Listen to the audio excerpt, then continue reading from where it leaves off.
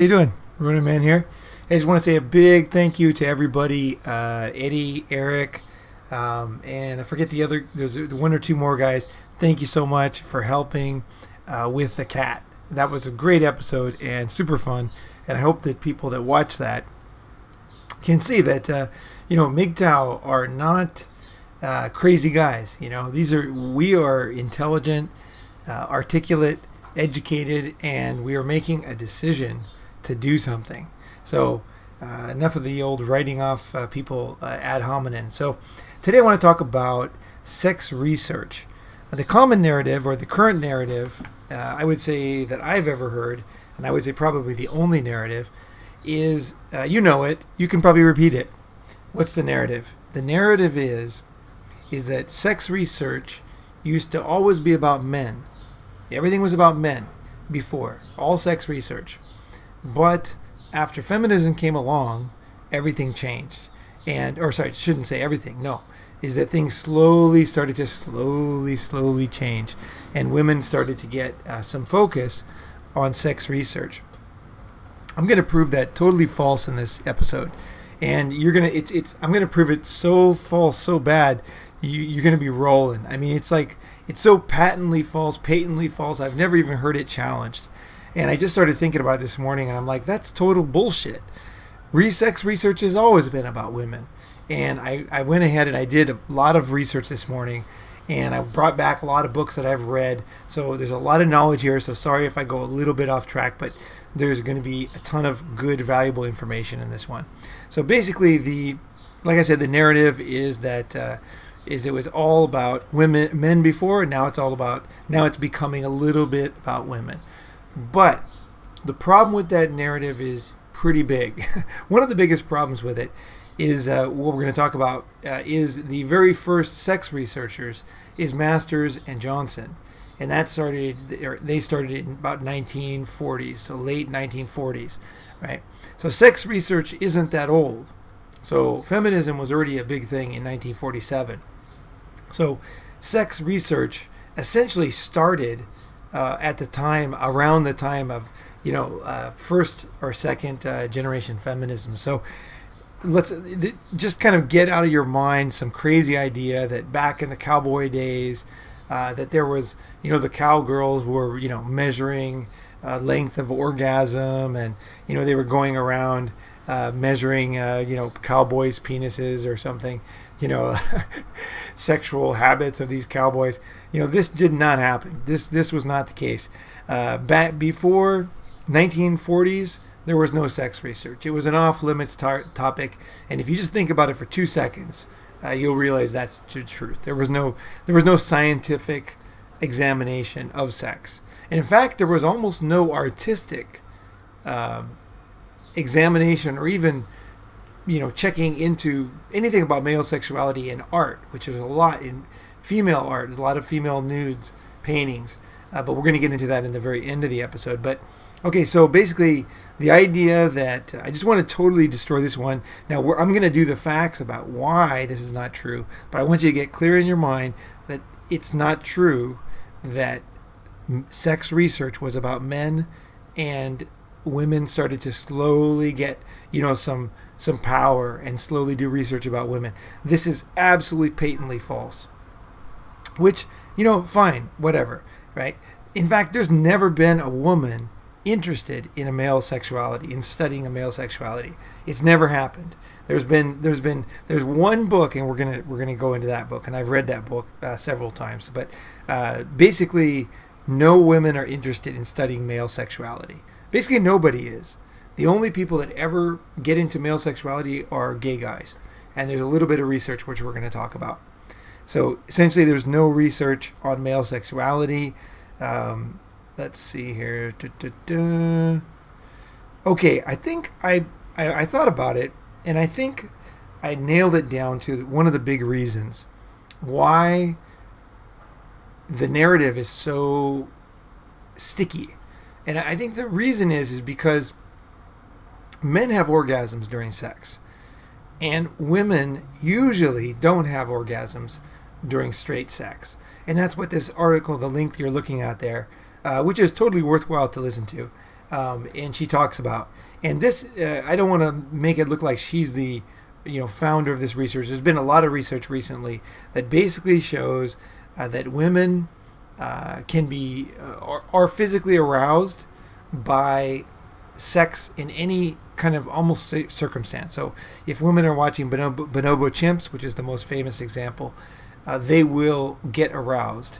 When they're checking their genitals, they're checking their pulse, they're checking the secretions. But then when they ask women, what did you feel about that? Did you feel turned on after watching the bonobos? Women will 100% say no. I had no, I didn't feel anything. But interesting enough, that the body showed that there was a huge increase in arousal when there was a video of dogs having sex, gay guys having sex, women having sex, men and women having sex, basically all different types of sex, including animals and humans.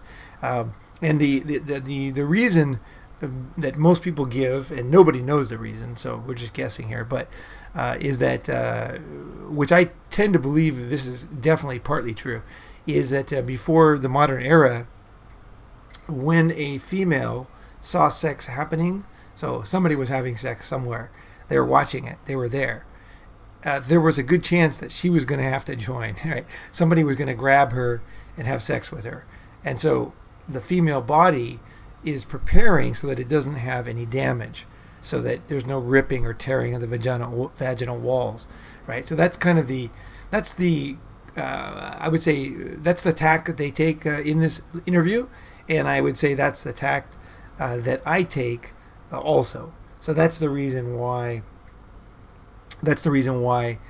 Women will feel turned on by this. But what it does is it wakes you up to the fact that women's sexuality is very complex, because men, when they look at bonobos, they don't have any arousal at all.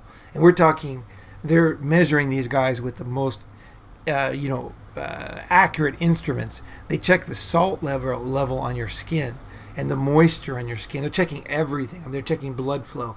They're checking heart rate. They're checking everything. And men, generally straight men, don't have almost any reaction unless it's a woman, either lesbian or a man and a woman.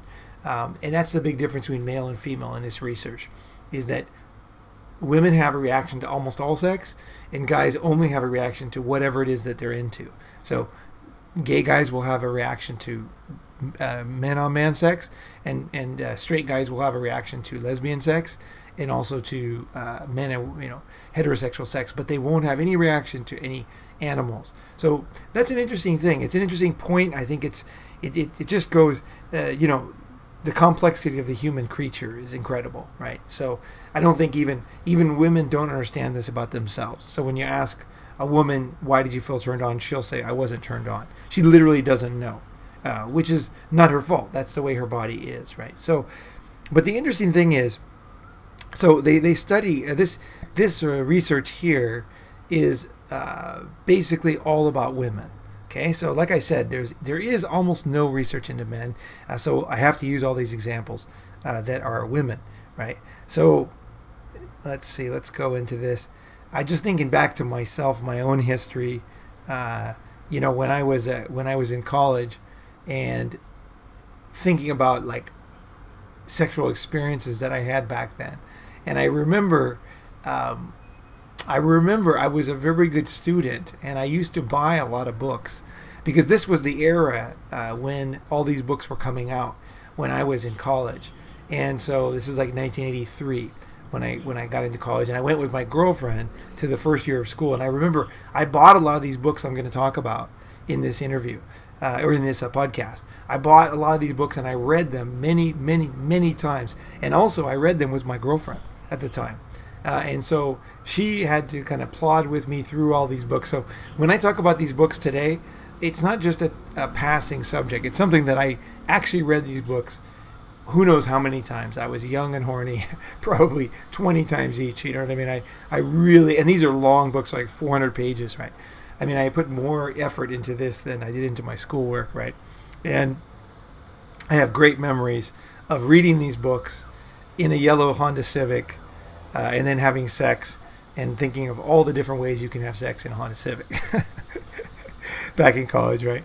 And also I just thought of something really funny was there was a high voltage electric, I don't know what you call it, but it was some kind of a facility over the ocean in San Diego, and me and my girlfriend at the time, we would go in there because it was the only, because I was in the male dorms and she was in the female dorms. They had separate dorms at my school, and so we went. I found out that you could go into this this high voltage dangerous building, right? The door was open, right? So I went in there by myself the first time, and then I thought, oh, this is a perfect place to take my girlfriend. So that's what I did. I would take her into this. We would either have sex in this high voltage facility or in the back of her car or in the front seat of her car, the Honda Civic, So and we were reading these books. That's the funny thing. It brought back a lot of these memories, right? So let's go into this link right here. So if you listen to this, basically they start out with knowledge is the key to a hot sex life, right? And they open this. The scene is in a female sex toy shop, and the owner says that this shop is for women and those who love them. So, like I said, there is no research into male sexuality practically ever. And even the men aren't even mentioned when you talk about sexuality. She said, this shop is dedicated to women and those who love them. Now that is, and she makes it very clear, it's not just men. It's also, she names various types, subcategories of women that are interested in women. And I thought that was interesting just in itself, is that they don't mention men, even when they talk about sexuality between men and women. Okay, so she says there's very little, there's not a lot understood about women's sexuality. That's the way she opens this, right? Now, like I said, there was no research into male sexuality. So the first thing that you should think is, okay, true, women are complex. Sex is complex, right? We know that, right?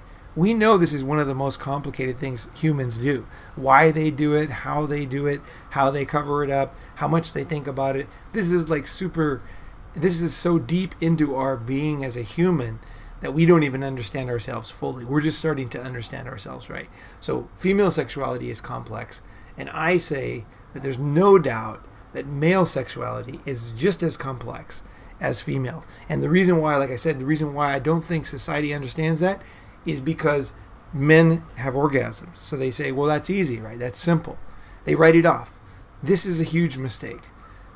Any animal behavior, we wouldn't do the same thing with bugs. We wouldn't say, oh, that's a male bug and that's a female bug. So the female has a really complicated sexual, needs and wants and desires. And the male bug is really simple. That's all he needs is just whatever, we would never do that with animals, dogs, fish. We would always study both sexes very, very deeply. And I don't know why we don't. And I'm going to go into the reasons why I think. But in this sex toy shop that they start at, I just thought about the comparison that if this was a sex toy shop for men and people who love them, okay, which would be women. I don't think people would like that, just for starters, if there was a shop called that. But let's just say there was. I think that it would be considered disgusting. Anytime you talk about anything that men use to have sex, or to orgasm by themselves, it's considered disgusting. It's considered rude. It's not considered sexy at all. And you never ever see it on a table or discussed in any manner, right? It's like male sexuality, is disgusting, right? So sex, you're not going to see a sex doll, blah blah blah, right? Never going to happen, right? Okay, so what she says is women are turned on when their sexuality is seen as important. Now we have already seen that men's sexuality is completely ignored, and so this would not be. Again, my premise is that men and women both have needs and both are human beings, both have complex sexual desires, needs, wants, things like that. So not being wanted, not being studied, not being even mentioned is something that would affect a guy's self-esteem, in my mind. Okay. Okay, so she talks a little bit about male sexuality in the sense of relationship and love, right? She so when she talks about male sexuality, she talks about relationships and love. So when she's talking about women, she's talking about women's orgasm and vibrators, right? But when she talks about men, she talks about, and this is about sexuality, as a sex researcher. When she talks about men, she talks about relationships and love. That's what she talks about, right? So the other thing that's interesting in this, and this is something that we've seen in various late research, is that women tend to have orgasms and get wet when they are raped.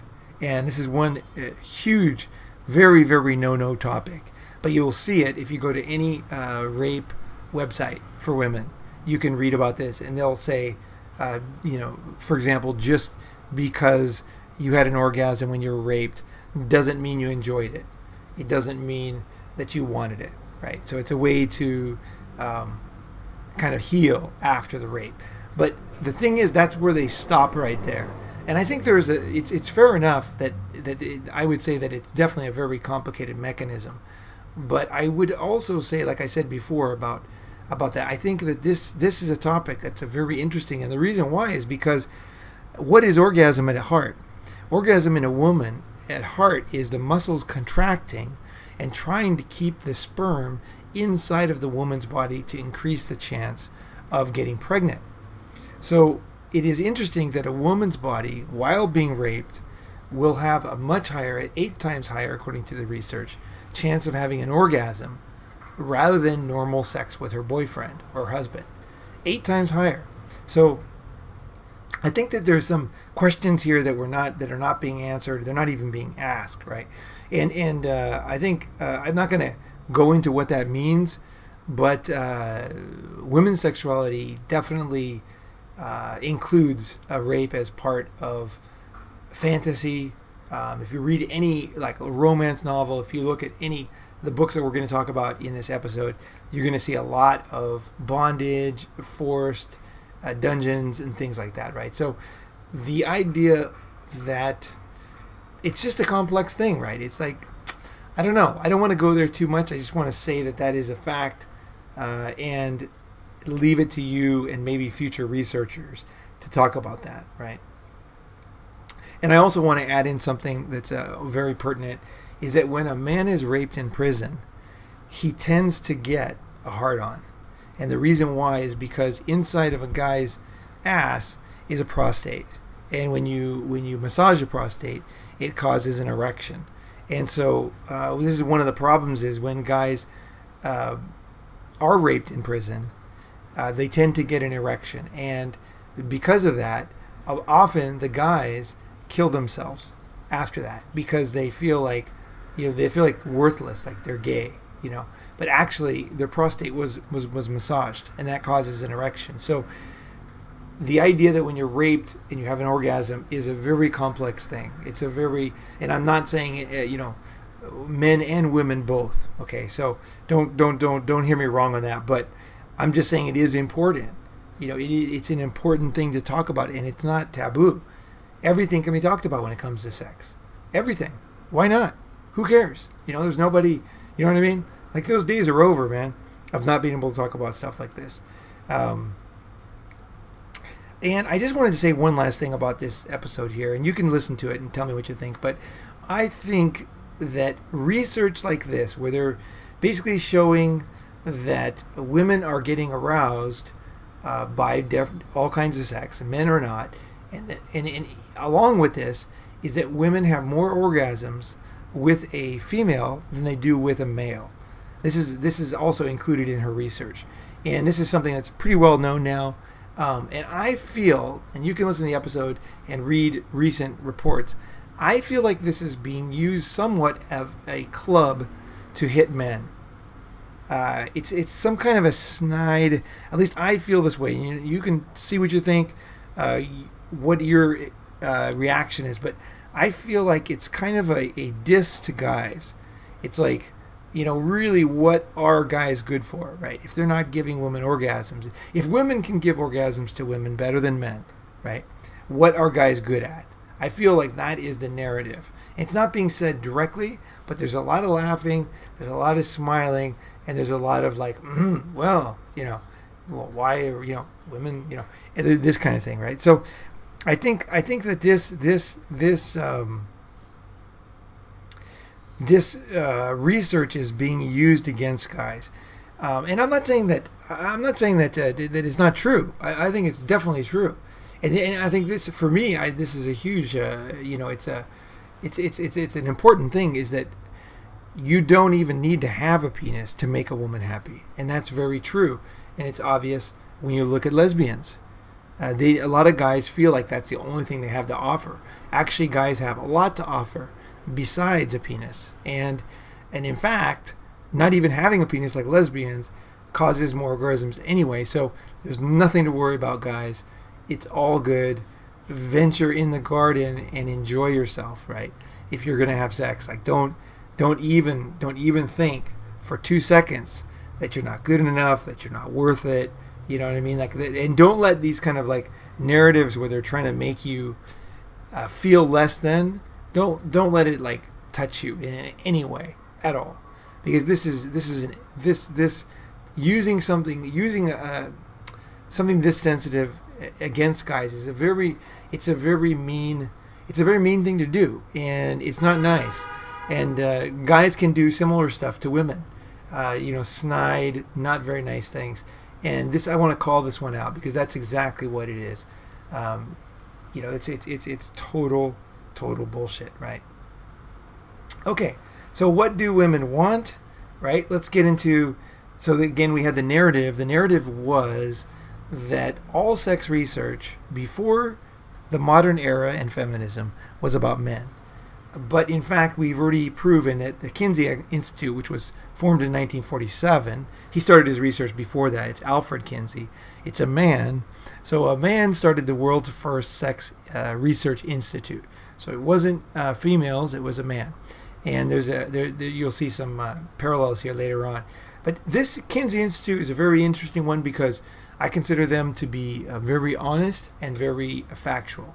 And Kinsey has a lot of great research to read if you're interested in sexuality. There's a ton of good stuff.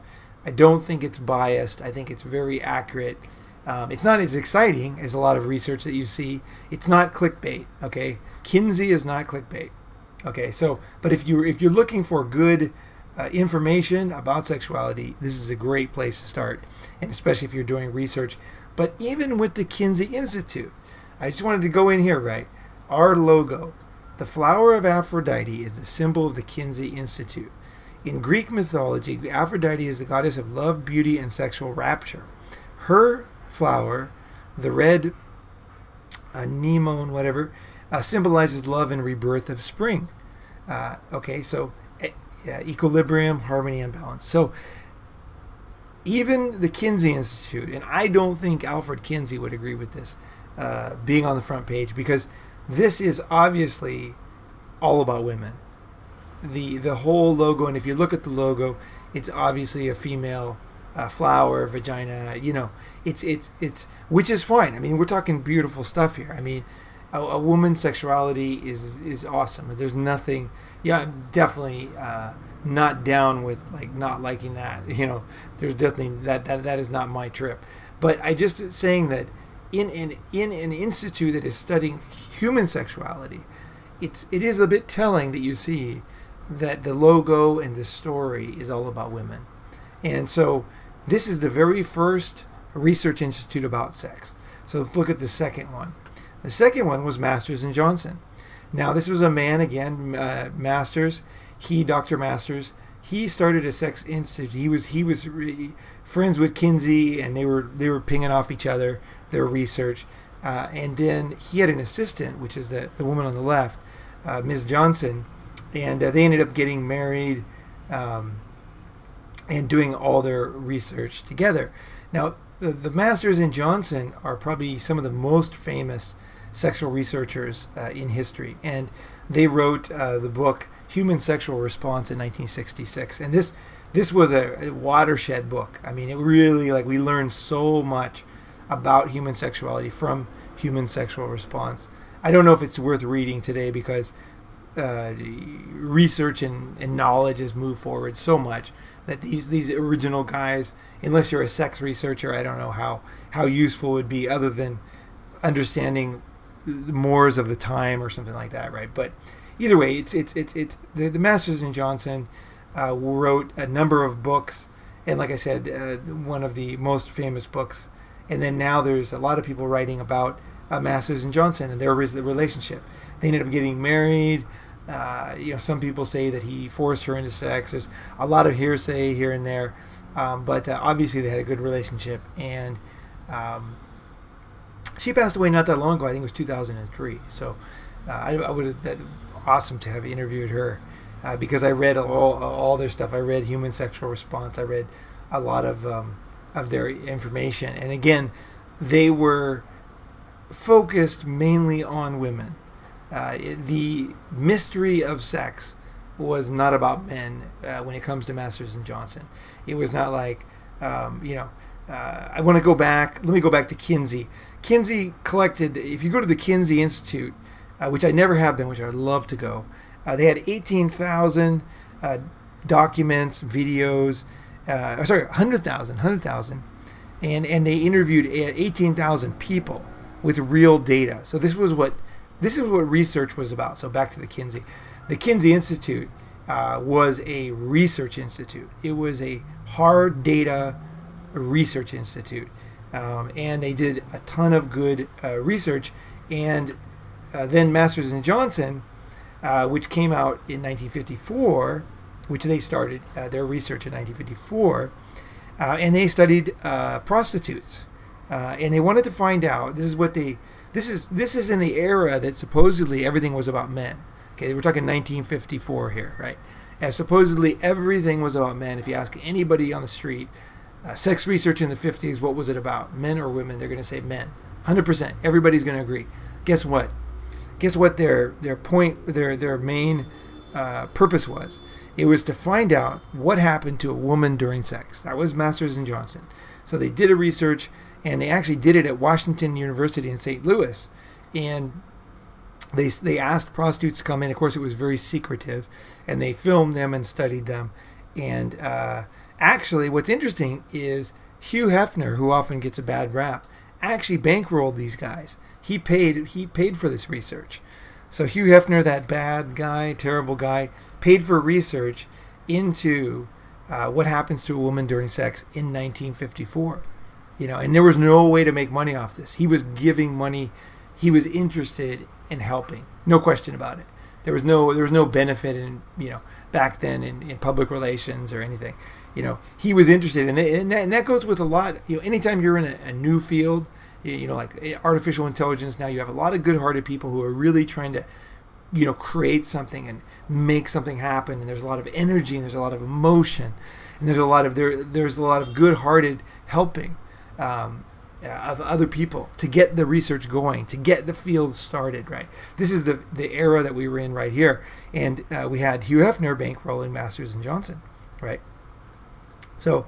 And it basically, they studied women, and they I don't know the exact, I don't have the exact things they found out, but again, this is like lost in time, not really that important. But I'll give you a couple things that are a combination of Kinsey and Masters and Johnson.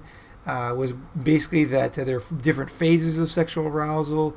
Women are capable of multiple orgasms. They didn't know that at the time.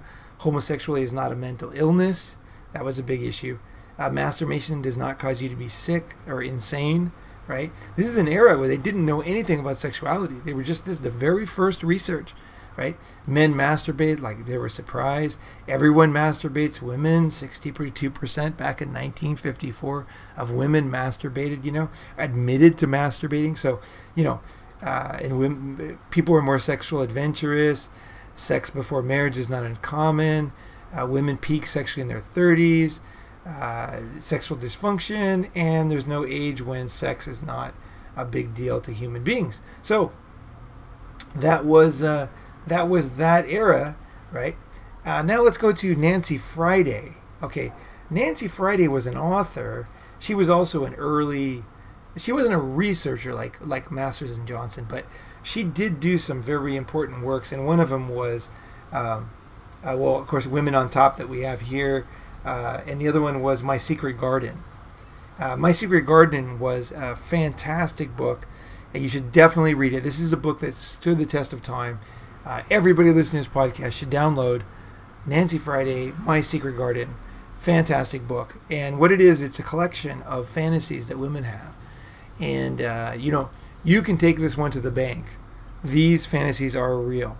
At the time, they were so radical that a lot of people thought it wasn't true, or most women were too, pure to have these thoughts. But there was a lot of violence, rape, bondage, animals, dungeons, pretty much everything that you wouldn't think that the good girls would be into were in Nancy Friday's book, My Secret Garden. And she had a number of books that came out, and she was pretty important in the sex research. Now again, this is 100% women. There was nothing about men. Nancy Friday had nothing to do with men, except for the fact that you could read her books and understand more about getting women off. That was basically what Nancy Friday did, right? Pretty important, right? Pretty important, right? So let's go on to Sherry Height. Sherry Height, okay, she was a very important one, okay? You can see her picture here. She dressed like a man. She was in the 70s. She was a feminist. I read her books a million times. I mean, I read her books so many times. I read My Secret Garden many times too, but Sherry Height's books I read right at the kind of like the moment of my youth, like the exciting time. Like I was in college, first year. I was so interested in sex. And I was having a lot of sex, and I was like reading these books. And what she did again, she did something very interesting. She did something similar to Nancy Friday. She got women to fill out forms to tell what they feel about different things. So there's a lot of stories in her book. So she's not just a narrative. She's actually has real research, and you can read what real people wrote in her books, which I think is the best part of her books. Her conclusions are pretty suspect, but the actual research of people's stories in the 70s was more radical than people realize. There was a lot more honesty going on. Again, she was a hardcore feminist. Interesting about her, she posed for Playboy when she was in college, Sherry Height, and she also was in a typewriter ad, which the ad was basically the typewriter doesn't have to be smart.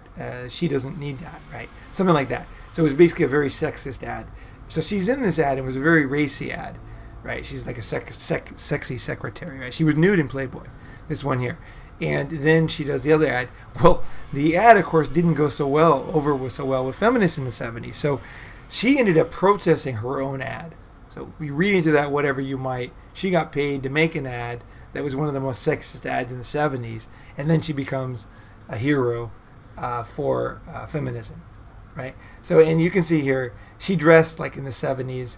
In the 70s and the 80s, this was a big deal. The women, especially the 80s, this is 1985, this picture, they dressed like men. I mean, there was just no, it was a thing. Like, it was like, one of her big things, in fact, was, why is orgasm such a big deal to you?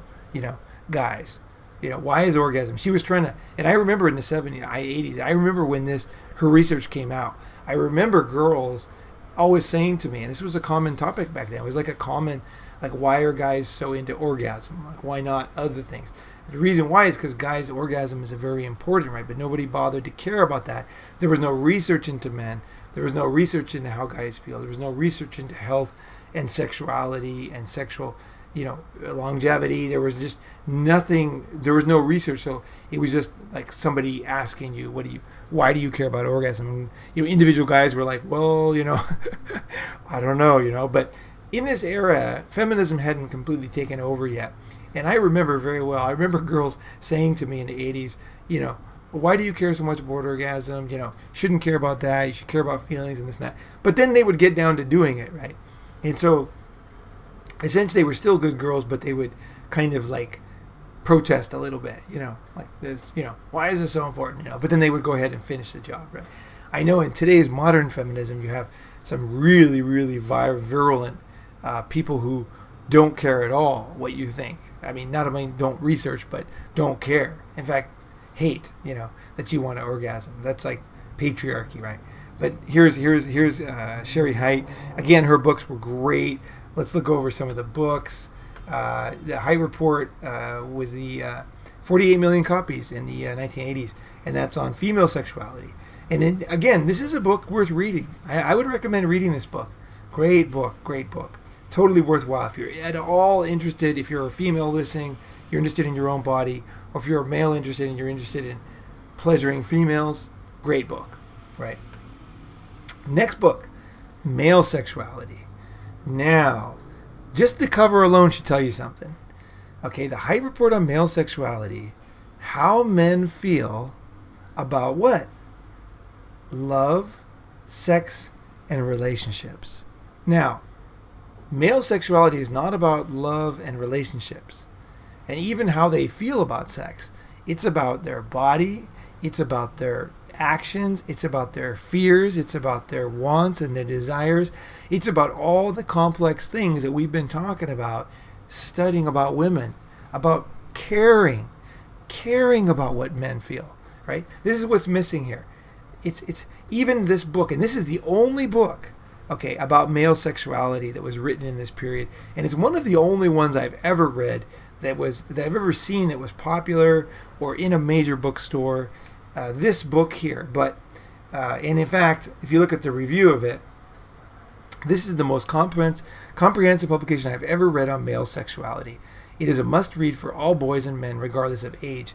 It is factual and concise, an excellent book. Okay, so that is what we're talking about here when you look at how society looks at this book. But really what the book was about, she asked questions like, okay, now keep in mind, this is a book about male sexuality, okay? She asked men, how do you feel about falling in love? Okay? This is the kind of question that they asked men when we're talking about sexuality. And then the men could ask, how do you feel, about cleaning the kitchen? Something. I don't believe that. But I'm just saying that they don't give, this book, Sherry Height, does not give a fuck about men. She just came out with this book. She had a bestseller, and she makes another one. Everybody buys it. Everybody's excited. But there's nothing about sexuality. There's nothing about men, blowing their wad, or, fantasies about underage girls, or, anything homosexual. Like what she did with My Secret Garden was completely off limits stuff. There was tons of boys raping women. I mean, there was if you read that book, you're going to be blown away. This book is not politically correct, My Secret Garden, and that's women's sexual fantasies, right? That was Nancy Friday. But in the Height Report here on male sexuality, we don't get into anything like that. No, we ask men about how you feel about when you fall in love and relationships. So basically, again, no caring, no interest in men or what men care, what men want. All she says is, why do men care about orgasms? She's got a section about love and relationships. Women. She talked about in the female book. She talked about why women don't have orgasm. This was her big finding from vaginal sex, and that's why orgasm for the man wasn't so important, because it was all about clitoral stimulation. That's basically what this book's about. But men, we didn't get into this thing. She didn't talk about licking the balls, or, touching his ass. She didn't talk about dirty fantasies, things that would make a guy orgasm. None of that's talked about. And I don't know why. I mean, if you just don't care about men, fine, but be honest, right? Be honest that you don't give a fuck, and you're not going to write a book about sexuality. And I don't want to bag on her too much, because this is the only book with a title like this, not to mention content, right? So nobody's doing this. Nobody, including guys. The closest thing we're going to get to later, which is, like I said, is gay guys, right? But to stop telling me this bullshit that all male research on sex was about men. That's not true. And even modern research is not about men. Basically, no research is about male sexuality. There's like no research. None of these books have basically any research. There's nothing into the fantasy that men have and the way that men work, right? Okay. So let me go back to height. Oh yeah, here's what she studied. She found, okay, now we keep in mind when she was talking about women, she was deep into like some very sexy stuff about women. But when she talks about men, what did she ask them? Her findings: men married more than 2 years said they had sexual intercourse outside of marriage. So this is what she was studying, male sexuality, and this was her big finding, is that men have sex outside of marriage, right? And they didn't, and women didn't have an orgasm as a result of intercourse, but sexual. So again, it's women and orgasm. It's women and orgasm, women and pleasure, women and their bodies. Men, and they're wrong. They cheated. This is the result of a book on males, the best book on male sexuality that was popular in my lifetime. And there was nothing before that, right? All these other research institutes are talking about women. And so you really don't have much to go on.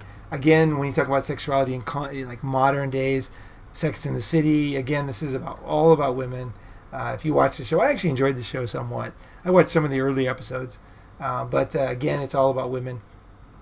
The only time you ever see men being studied, okay, well, think about this. Before,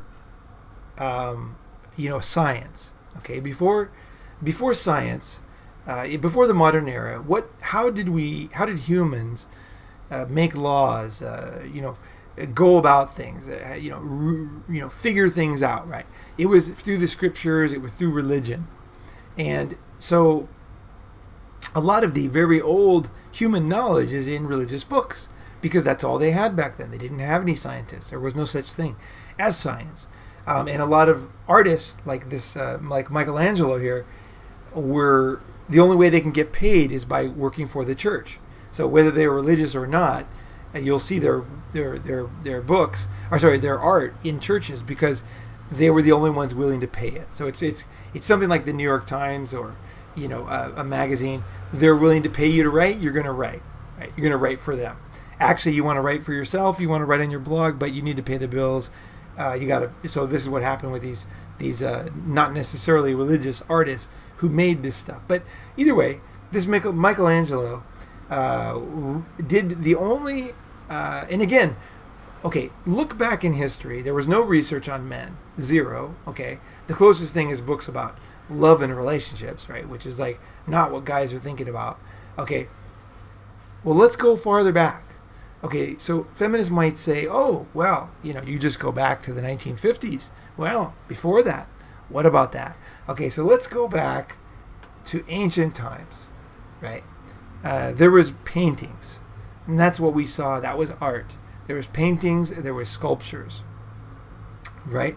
So if you look at paintings, any kind of nude paintings, you're going to see women and drawn in meticulous detail.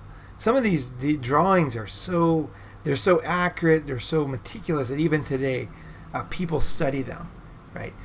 On human anatomy, for anatomy classes, because they were very accurate. People didn't have much to do back then. There was no internet, there was no convenience store. So people sat around painting, right? It was a big thing, write books and paint, right? Anybody with creative, that's what they did. That's what I would have been doing back then. I would have been writing a book, right? I would have been painting something. My mom's an artist. I would have been doing that, right? But, so now let's look at these pictures. Now, on the right-hand side, you're going to see a man. Oh my goodness. Now, who is this man? This man was, of course, painted by Michelangelo, right? And that's called the creation of Adam, which is on the ceiling of the Sistine Chapel in the Vatican. Inside of Italy, there's another country called the Vatican, and separate country, and in the Sistine Chapel up on the roof. I was lucky enough to go there, and when we were there, they were painting the ceiling. So they were fixing the ceiling, I should say, not painting. What am I saying? They were what do you call it? I can't think of it. Restoring the ceiling. So some of it was covered, but I was lucky enough to see this in person, the creation of Adam, which is a beautiful painting. And like I said, it's one of the very few paintings about a man, And this is often made fun of. He's made fun of for this and that. He's his genitalia and blah blah blah. Now, there was the statue of David, which let's see, I could get that one up. But either way, that's another one by Michelangelo. And again, Michelangelo was definitely gay, and his lover, who he met when he was 57 years old, Tommaso, what's his name? I can't remember his name right now. But either way, he met a man that he fell in love with. There's no clear records of many things, but this man painted a lot of naked men and, had a guy that he was pretty stoked on, right? So this was a time when male sexuality, especially when it comes to this kind of stuff, was not accepted. And sexuality in general was not talked about, right? That's why I'm looking at art, because when you look at this, you can see how vacant it is of men. You can see, again, we have statue of David. This is another Michelangelo, right? And all these statues. There's not many. These are the ones by Michelangelo are men, but the ones by most men are women, and it just goes on and on. It's women, women, women, women, women, women, women, women, women, women, women, women, women, women. Now, if I was painting a painting, right, a naked painting, I would also paint a woman. Okay, So not saying it's like wrong or anything. I'm not saying like these guys are evil or everybody's evil. I'm just saying like, wake the fuck up, guys. There never was a time when anybody cared about male sexuality. We're going back hundreds of years now, and you're seeing only females painted. And then after people started writing about this, it was only females written about, right? So think about it. I just get really tired of people always saying like total bullshit like that I don't know, just this whole idea of the patriarchy, that it was all about men before, now it's all about women. This podcast, I hope I've shown to you that it's all about women, and it's been about women ever since the beginning of time when it comes to sexuality. Now, I got no resentment against that. Like I said, I think sexuality is great. And I, like I said, I read all of these books I talked about today, and I read them millions of times because I was so freaking, horny, and I was very interested in learning about female sexuality so that I could please a woman when I was, in college. And I think that really helped my understanding of the female sex, and probably helped my life in many ways too, right? That basic sympathy with the other sex, understanding of the other sex. And I just want to say, like, MGTOW and guys that are, not necessarily in relationships, it doesn't mean that you're not interested or you hate everybody else, right? It's like, I think in general, as we saw with our cat video, is that men are interested in a lot of stuff, right? And they care about things, right? They're interested in things, So if you want to study a bit about this, it's all good. But don't let some tired, angry, deceitful group, which what I would say is like whatever it is now, fourth wave feminism, where they're basically lying to you that sexuality was all about men. It was not all about men. It never has been all about men. Sexuality, by definition, is, and it always will be about women. And that's what people are interested in. The only time you'll ever see any kind of slight diversion is when you see gay guys. And gay guys will paint, talk about, write music about, make movies about male sexuality and male eroticism. Now, I'm not saying that women are not interested in men. I'm just saying, like, think about it, and I'd like to hear what you think about this, because it's kind of alarming, actually, to kind of realize that there is no women studying men, painting men, interested in men. There's like zero. Seriously, there's like zero. It's a bit alarming to me, especially after being lied to all these years. I think I kind of half believe myself that it was all about men before, and now it's all now women are It's like it's always been about women. And let's get in deep into, I mean, why is there no research about men? Why doesn't anybody paint a man? Why is there, you know what I mean? Why is there no institutes for male sexuality and the complexities? And I know for a fact that my own sexuality as a man is very complex. And of course, when I'm dealing with a woman, I tend not to say anything about it because it's kind of like, I don't know if it's like showing weakness or whatever. It's not something that guys like to talk about. It isn't, we don't, it's almost like guys, I think that guys are part of this conspiracy, in other words, is that we played along because we basically said, women said, yeah, you're simple, you don't need any research, and men are like, yeah, okay, we're simple. Yeah. It's like something we like that. That's an easy concept for us. It's like, yeah, we're simple. Yeah. Don't, fuck, yeah. We're very simple. All we do is, fuck it. But I'll tell you something. Anybody who's been married for a long time, you ask any woman, she's going to tell you that her husband's sexuality is actually more complex than she thought. And also you'll see when a man is no longer interested in a woman, you'll see a lot of like desperate Google searches, like we saw in the Everybody Lies episode. Is he gay? Is he this? It's all these questions, but it's never, ever a loving, caring desire to have a deep understanding of a male. And that's what I want to see. That's what I want to see. I want to see some love. There's been a lot of love given to women over the centuries for their sexuality. There's been a lot of love.